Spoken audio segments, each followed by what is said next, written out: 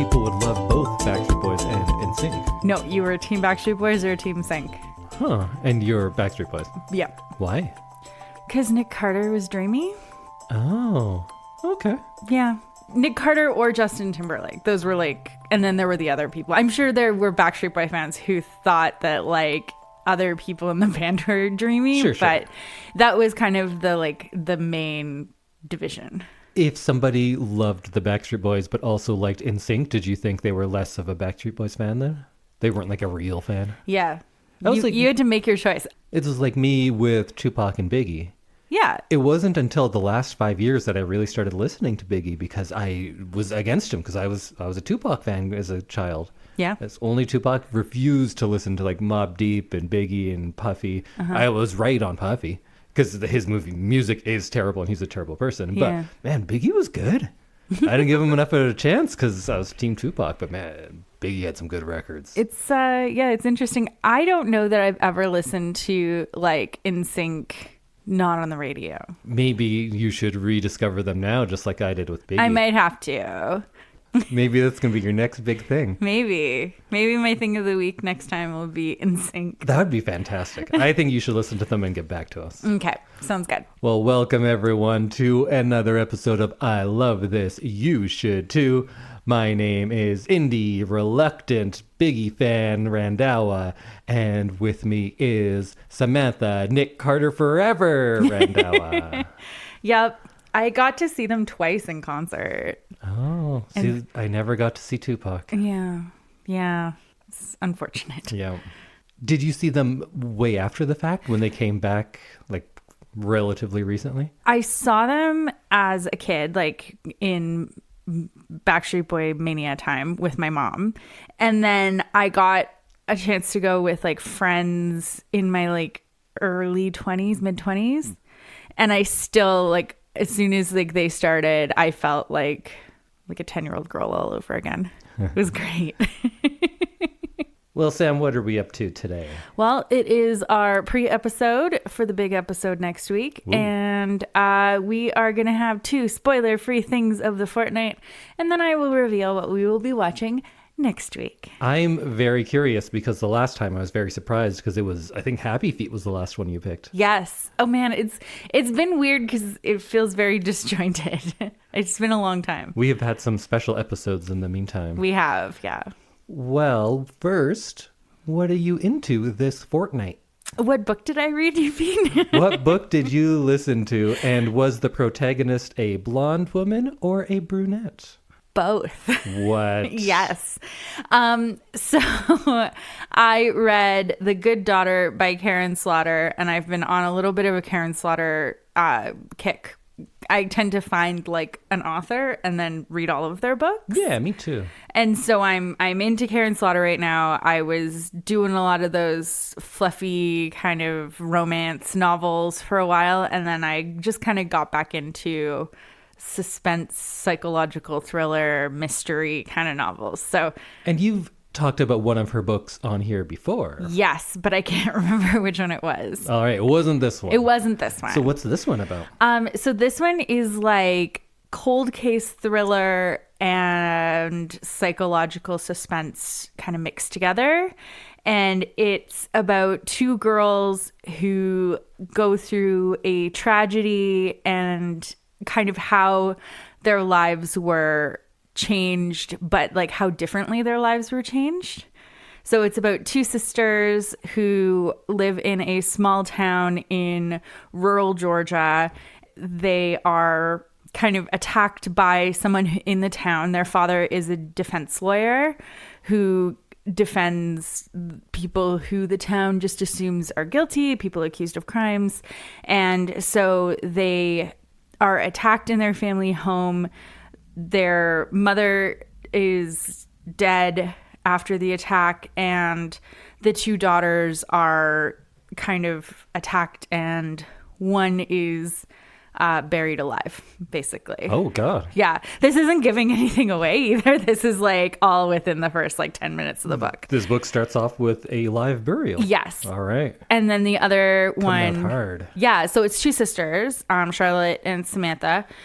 You kind of get to see how their lives kind of changed because of the attack, and how they... So I guess she got out of the coffin or whatever. The grave, yes. It was a shallow grave. Okay.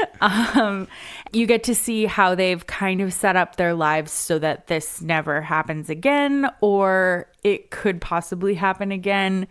Like, they have very different lives, and they reacted to this same trauma very differently. Okay. Sorry, I'm doing a really bad job of explaining this. So you get kind of a glimpse of how the brain's trauma response works and how you remember things differently and how time changes your remembering of things. And then how when you start kind of dissecting it and talking with other people who were involved, how like the real details kind of come to life. And you kind of see how your brain has like protected you or like changed the way that things happened for whatever reason. So it was kind of cool to see this from like a psychological standpoint, because you get like 4 different run-throughs of the same night at different times in the book.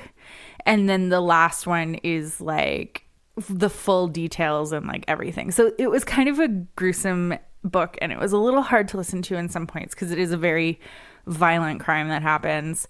But I really enjoyed it just from the psychological standpoint of like learning about how like witness testimony and that kind of thing can be really different based on how close you were or how far away you were from the actual like happening of the crime. So yeah.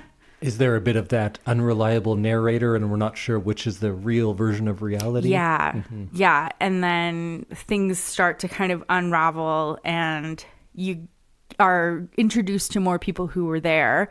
And then you kind of piece it all together and then you kind of have a good idea of what happened. And then you get all of the details at the end. And it was like really interesting to see how I'd kind of like come up with this idea in my mind, and then to see like how correct I was. And so there is a big mystery component to it as well, not just seeing how their lives diverge after this event. Yes, there's a big mystery. They both end up back in their small town. And I don't want to like give away any more of it because there is like a secondary kind of plot to it, but that is important to the twist and like the suspense of it. So yeah, so it's got lots going on in it. It was really fun to listen to, and I like kind of devoured it. So it was really good. And that's The Good Daughter? The Good Daughter by Karin Slaughter. The Good Daughter by Karin Slaughter. I didn't even realize it rhymed until just now. You haven't listened to it? You oughter. You oughter. So, Indy, what's your spoiler-free thing of the fortnight? Well, there'll be no spoilers in mine. I'm talking about... I need a good title for this. Maybe you can help me out. Asian lady rappers? Okay, yeah. Females that rap and or also Asian. Yeah. Asian women in hip-hop. Asian women in hip-hop is probably the best title. One. Yeah. Okay. I'm going to talk about some Asian women in hip-hop. Here we go. And when I do music on this lately, I keep saying, like, look, I listen to some contemporary things, but I think I've been doing that so much that people out there don't know who I am. They don't know that I mostly only listen to music from the 70s. So I think after this, I can start going back and doing old stuff again. Uh-huh. But this is all contemporary stuff. I have a bad habit, or maybe it's a good habit, of getting way too into things. And I'm not going to do that today. I'm going to be fast. I'm going to say, here are 3 artists you can listen to. Here's some stuff about them, and get out. I'm not going to sit and analyze because I get carried away, and I don't half-ass things. No, I'm a full-ass guy. All the time. Full-ass Indy. That's what they call me. I think you'd enjoy life a lot more if you just half-assed stuff. Huh. Might be a lot lighter on you. That's true. That's true. But I wouldn't know how things work. Yeah, I'm happy. Blissfully ignorant is my my mode. You are not burdened by inquisitiveness. No. That makes me sound really dumb. I do No, actually. I thought that was the best way to put it. You just don't care how things work. Like, I don't know. It doesn't matter. That's great. Care very specifically about how things work. Like, I've figured out crochet, and I actually really enjoy sitting and like figuring out new stitches. But I don't really care about how the car works. Yeah, things that don't affect you. Yeah. I bought a new knife. Then I think, what kind of steel's in there? How does the crystalline structure of steel work? And then I start reading about it. And then I got 4 books on metallurgy. Yeah. But that's not happening today. Here's a quick little roundup of some Asian women in hip hop. I'm going to start off with Ruby Ibarra. She is a Filipino rapper. She was born in the Philippines, but moved to California at an early age. She is maybe my favorite of the 3 I'm going to talk about. She's fantastic. She's so good. She also co-founded a record label that she releases on called Bolo Music, and it highlights specifically Filipino-American artists. We are going to listen to a song called Us. I'm going to show you the video as well. I think you'll love it. It also features Working Class Classy, Faith Santia, and Rocky Rivera. This video features all Filipino women of all different ages. Some are in very traditional clothes. Some are driving lowriders down the street. This is what being a Filipino woman can be. It can be so many different things. Yo, fuck a story arc if it don't involve no matriarch. Some mothers work from the ground up, they craft an air like ATR with the butterfly sleeves, naka-Filipina. Pag nagsalita, mga banat ay bala. Wag magtaka kung ako ay makatabulok na sistema. Kurakot sa pera, bagsak, but we put in our heart into darkness. They putting these pics in the office. Or you thinking you're schooling, but you hella lost, cause you best see the boss while I top this. But look at my ate, she moving so cold. Can't hold a candle to her when she glow. Flick at the wrist with that ilaw she hold. Panago sa ilaw, she dripping in gold. We pulling up in a jeepney. All of my soldiers greet me. Hand me bandanas and pull back my hammer. It's warfare when you see me. Skin you alive for my country. I live and die for my country. I kill a pig in a white hooded suit on the low for my country. They got evil plans in the devil's hands, but I don't pray cause I organize. They got new ways to impose strength, but I teach mine how to mobilize. We don't fight for the money, for the greedy, for the white man. All we want is our freedom and the right to live on our motherland. Island woman rise, walang makakatigil. Brown woman rise, alamin ang iyong ugat. They got nothing on us, nothing on us. So much of that song gives me chills. It's very cool. It's very, very powerful. This is a lot of the subject matter she's often talking about. It's very feminist. It's very proud. There's a lot of violent stuff that I really like, though, because when they're talking about killing people, but it's I'll kill an oppressor. I'll kill a pig in a white hooded robe. And then there is this speech at the end that Faith Santia does. She says, "Of all the privileges that exist in this world, none of which you may be a benefactor of, there is at least one you bear, and that is the privilege of having been born a Filipina. Your DNA contains building blocks made from the mud of over 500 years of resistance and survival, and when you are ready, sis, we'll be right here, right here, right here." And I love all of it. I think it's great. I couldn't imagine being someone of this community and then hearing this song. It would be the greatest thing ever. I feel proud, and I'm not the target audience, right? I feel like the roots of hip hop are that they are counterculture. They are standing up for the unrepresented, and I think a lot of modern hip hop gets away from that, and it's really cool to see that coming back in all of these different communities where it wasn't there before. Mm-hmm. Yeah, I like that. I liked all the traditional dress in the video. Next, I'm going to go with a group that many people probably already know, and that is XG. XG is a Japanese girl group, but they're based out of South Korea. And XG is an initialism for Extraordinary Girls. Oh.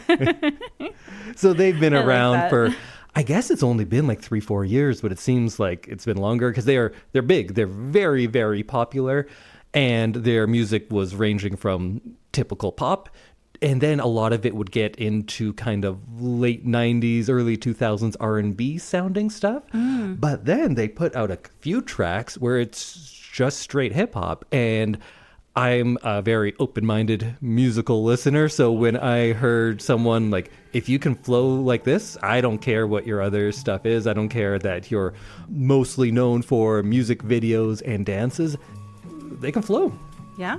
So we are going to listen to a song called Howling from XG. First we rockin', that's how we roll. Rock is hot cause X flip that dome. Talk is down, there's no sticks and stones. That's connected like tic-tac-toe. Lights go out and my pack just grow. Opposition, my prey, my foes. Game of hunger, I'll bring that smoke. You don't want no smoke. Thanks out, attack on 3, that's a man out. I've been throwing these bars like a handout. Too many capping, I've been losing head count. Sit a red dot. I like to cook so I humble my dinner. My appetite only get bigger and bigger. If I too wolf, then it must be a thriller. Woke up in blood, so I must be a killer. That's a pretty fantastic video as well, but in a different way. Yeah. They are big budget, theatrical, lots of great visuals going on. Lots of like good visual effects happening in that one. I just really appreciate that so many poppy or R&B's type stuff will have a rap verse, and usually it's junk. Right? There's a lot of K-pop bands that do that. We were talking about boy bands of the 90s and 2000s that would do it, and they're not good.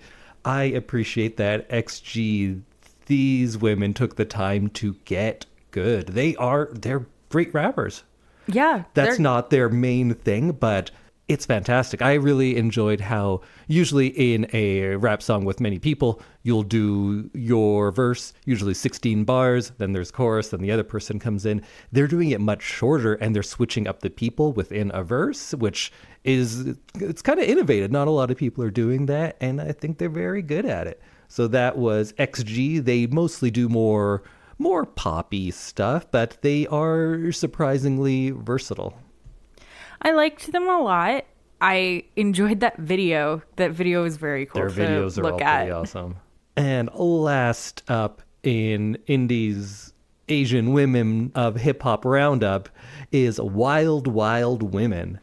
They are a all-female hip hop collective from India, mostly based in Mumbai, and they don't always perform as a group. They are a collective because there isn't a huge hip-hop scene there, and definitely not one that is overtly revolutionary, feminist, anti-capitalist. There's not a lot of it. So they have kind of banded together. It's MCs, it's DJs, it's B-girls.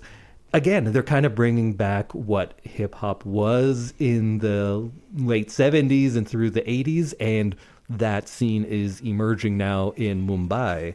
So let's take a look at a video for us. Well, everyone else, you can just listen to a little bit of Wild Wild Women with a title track called Wild Wild Women. Excellent.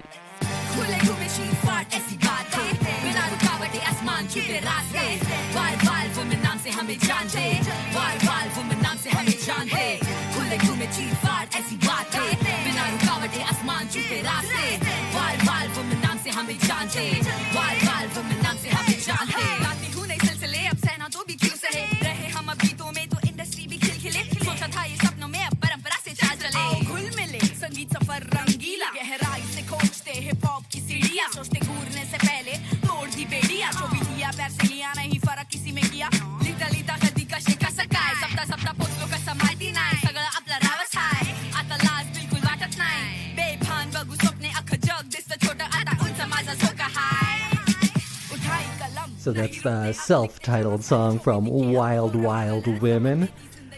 And I just love seeing like MCs crushing the mic wearing saris. That's a lot of fun, that was right? pretty great. Yeah. Lots of good traditional dress in these three. I guess two of them, Yeah.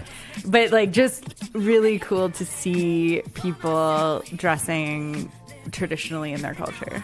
Yeah, and I think Wild Wild Women and both Ruby Ibarra have that in common. They're using hip-hop music as a tool to both garner pride in their own culture and let other people around the world know. But it seems mostly that they are targeting women of their culture and who maybe feel underrepresented, or at least cannot be as free and as vocal as they would like to be. And all of them are saying, like, you can be. Here we are doing it. And it's very important. I like that from them a lot. I was just watching an interview with some of the women from Wild Wild Women, and someone was asking something about, like, well, your music is angry. Are you angry? And rather than saying, like, well, we kind of are, because her response was, why wouldn't I be angry? Yeah. And I was like, good point. Good point. So go check them all out. That was Ruby Ibarra, XG, but XG, like, they don't need my help. They're very big. And Wild Wild Women. And that's Indy's Asian Women in Hip Hop of this week roundup. I started, like, listening to more, and then I got into a bunch of Chinese hip hop. And maybe that should be its own thing. But I gotta say, from what I've heard, women are leading the way in China. Wow. Some of the stuff that I liked best was women doing it. That's pretty great. See, I did a pretty good job of not just going on and dissecting every little thing, huh? True. That's what we can do next week after Sam tells us what movie we're going to watch, and we'll watch it. Okay. What's it going to be? So you said you wanted more dance movies. Did I say? Yeah, that seems like something I'd say. Yeah. You said you missed our The Step Up Marathon. Step Up Marathon. That was pretty fun, actually. And you missed Bring It On, and you rebroadcasted Save the Last Dance last week. Yep. So we are going to be watching the year 2000 film Center Stage. I've heard of this, but I don't think I actually know what movie this is. So tell me about Center Stage. Okay, so it's about a group of young ballet dancers from various backgrounds who enroll at the prestigious American Ballet Academy, which is not real. It's loosely based on the School of American Ballet. And it explores issues and difficulties in the world of professional dance and how each individual copes with the stresses. And it stars Zoe Saldaña. Oh, wow.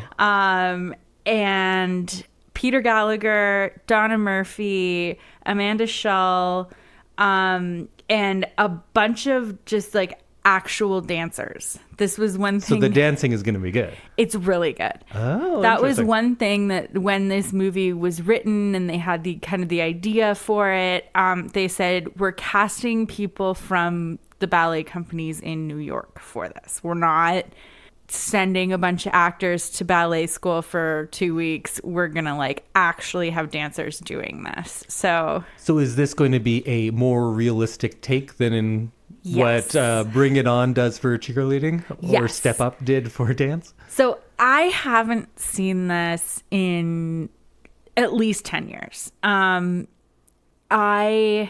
remember really liking it. I remember being really impressed with how realistic it was. This came out when I was in the midst of dancing myself. So I just remember, like, it was really good representation of what ballet actually is. I do remember when this came out because I was in high school dating a ballerina. Yeah. So I remember her talking about it, but I don't think I ever saw it. No, I'm quite sure I never saw it. Okay. Yeah, so I'm really excited to see it again. I really only remember good things about it. I think the dance in it is great. I haven't watched a trailer recently. It's still very talked about. This movie comes up in my, like, feed of various social medias at least once a year. And I don't know why I haven't had a chance to watch it. Is it beloved? It's beloved. Okay. This is like a movie that people who dance really enjoy. All right. I have a bunch more questions, but I feel like I Save just it for next shouldn't week. ask them. Yes. Because then I guess the plot, and it's probably better just going, hey, there's going to be ballet. There's going to be dancing, maybe a little romance. I'd imagine. And there's lifelong friendships being built. Oh. Yeah. So we are watching 2000's Center Stage, and we will see you here next week when we talk about how much Indy loved it. Woo! And how many times he cried in it. I'm going to say so much and 6. Okay, perfect. I can't wait. To see me cry 6 times in Center Stage? Yeah. You out there can bet the over-under on 6 times crying in Center Stage. I'll see you next week. Goodbye, everybody. Bye.